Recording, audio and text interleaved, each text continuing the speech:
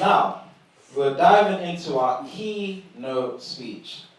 This next session is all about something many of us are thinking right now. How do we create opportunities for ourselves? And even when the odds feel stacked against us. Whether you've dreamed of starting your own business, launching a creative project, or simply being your own boss one day, this next speaker is here to show us just how powerful entrepreneurship can be. Polly Dalawal is here from Enterprise Nation, an organisation that supports people across the UK in building businesses and taking their ideas to the next level. Polly will be talking about how entrepreneurship can help young people find their purpose, take ownership of their future, and develop real-world skills that open doors. Please give a big welcome to Polly Dalawal.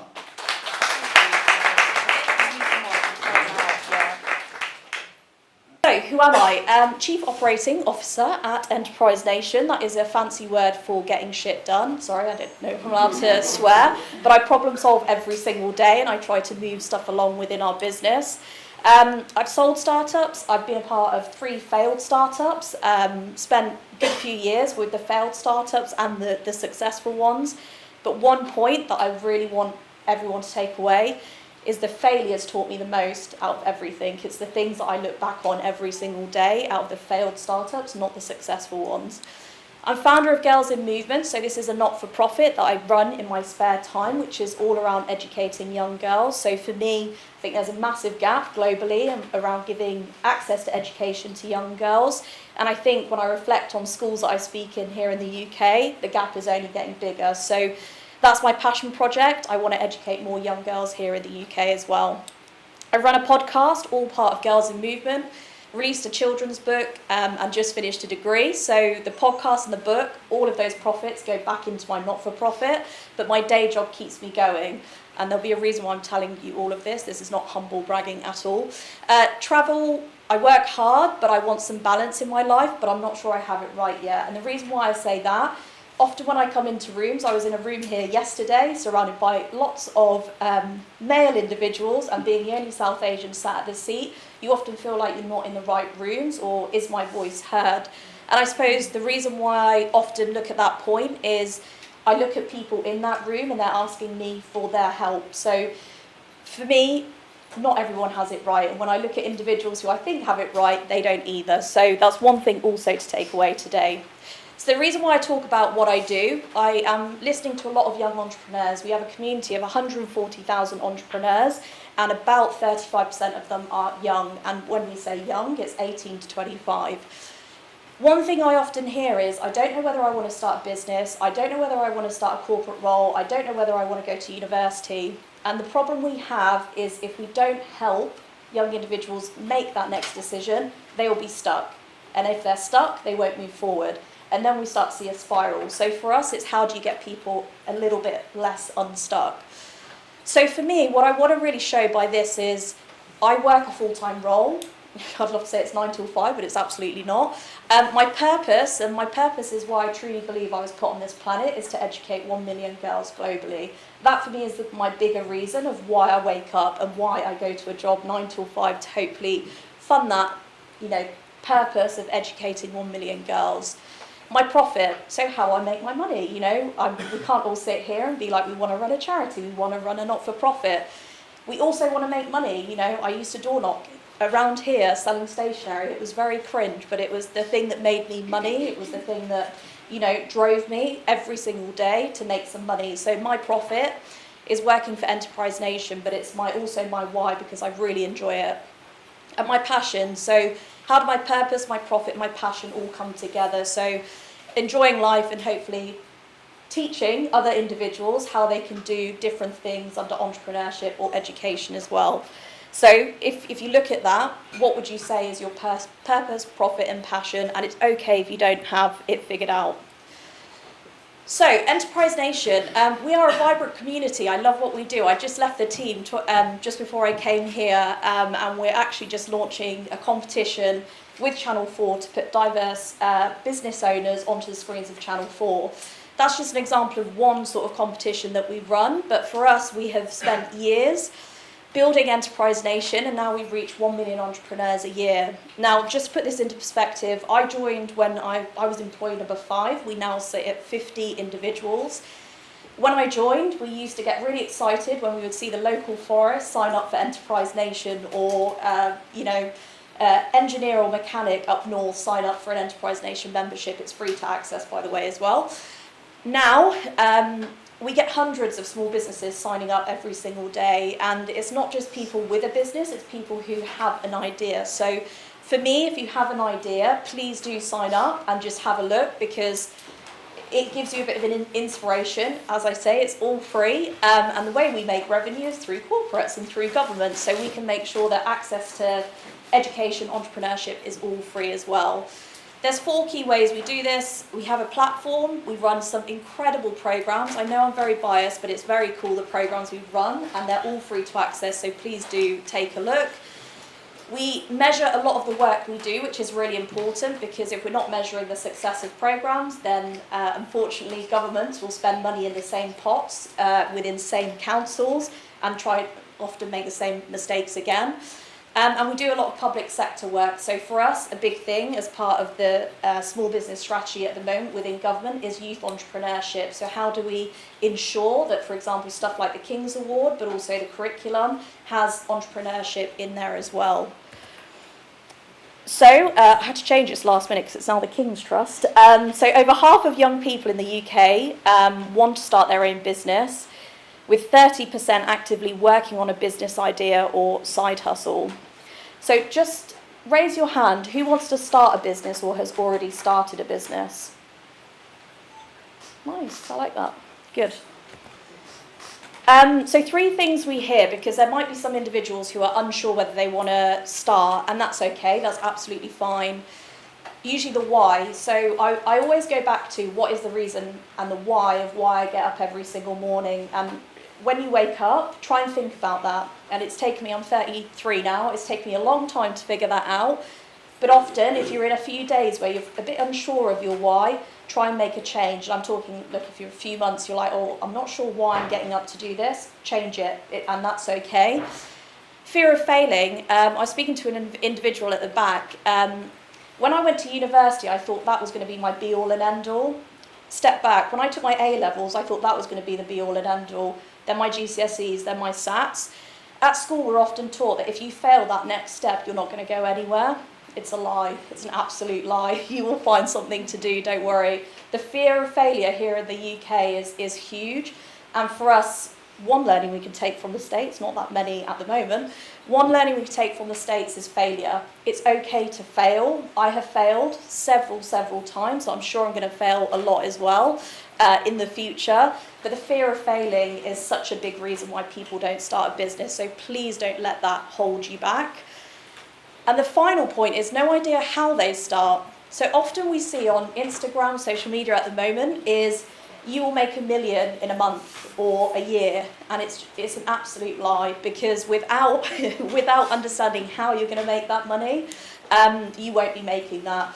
So people always think the hardest bit is starting the business. The hardest bit is actually growing the business. So how did we turn it from 0 members to 1,000 members to 10,000 to 140,000? That took a lot of hard work. That took a lot of planning. So one thing we're keen to do at Enterprise Nation is to give the reality of starting a business, and that's not scaring anyone, but it's to say it's hard starting a business, and it's a big risk to take. So motivation. So one thing, I'm giving you a lot of homework to take away today, but what's your why? So why is it that you want to make money? Why is it that you want to solve a global problem? Why is it that you're here today, for example? Just write down what your why is today, right now. I think it's so important. Is it financial, solving a problem, or is it a passion that you have? Some people want financial independence, or some people just want to help other people, and the two can go hand in hand as well. Who here often lacks confidence? We have a very confident room, I like that. One thing I always go back to is people always think that they have to be confident to get started. Again, that is another lie. I think just starting is a big tick, and getting out of bed and applying for that degree, applying for that course, applying for the event to come here today, that is takes courage to kind of get up and go. But confidence comes with a lot of experience. So often when I was 23, 24, I would look at people in the room who were kind of 20, 30 years older than me, and I used to think, wow, they've really got their shit together.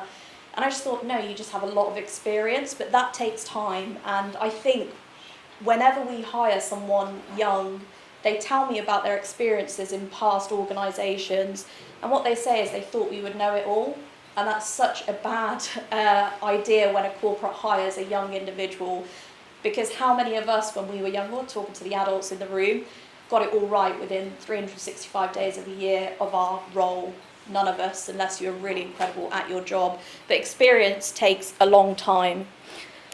So just around the fear of failing, so just a bit of reality, 60% of businesses do fail within 1 year.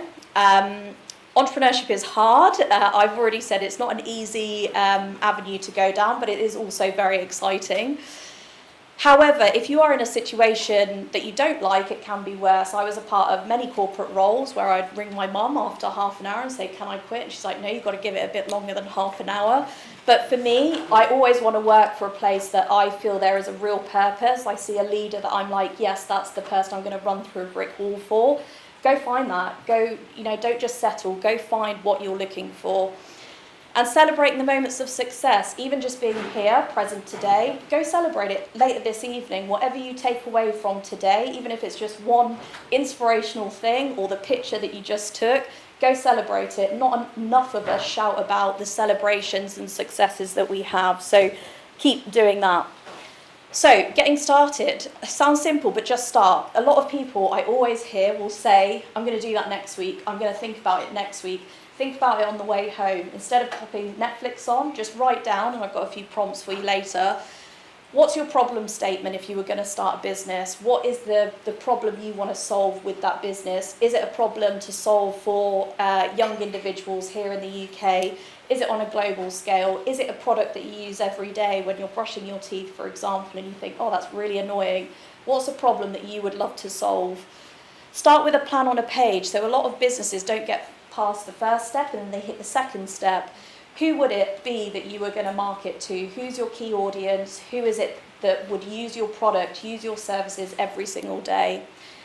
And who can help you get started? So unfortunately, cash is king. We are a business and we have to learn about how to manage our business. And a lot of management of the business is financials. And I think a lot of young individuals also are not privy to how you can run that and often just told, send it to an accountant and they'll sort it out. Understand how finances work within your business if you're starting, but also if you're in a corporate role or a small business, I think get some shadowing experience and learn about how revenue and cash kind of flows within your business as well. I think it's really important.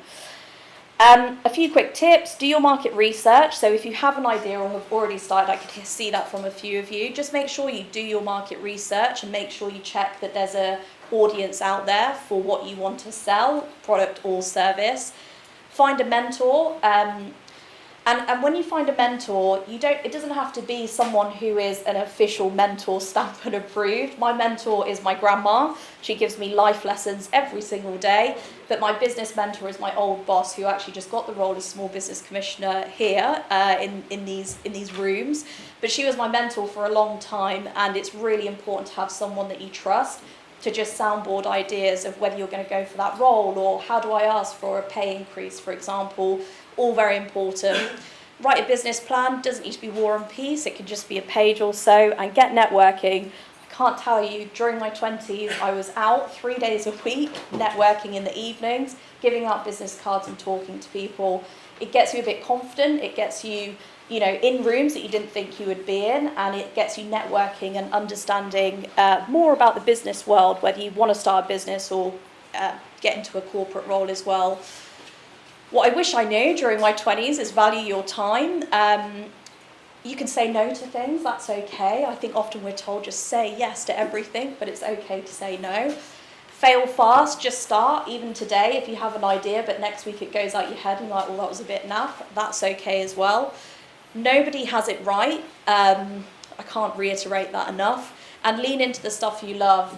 In my 20s, I just wanted to make a lot of money. And then in my 30s, I was like, no, actually, I want to do something I truly love. And I want to drive towards a real purpose in this world and make a difference. And it takes time to understand that. But yeah, lean into something you are truly passionate about.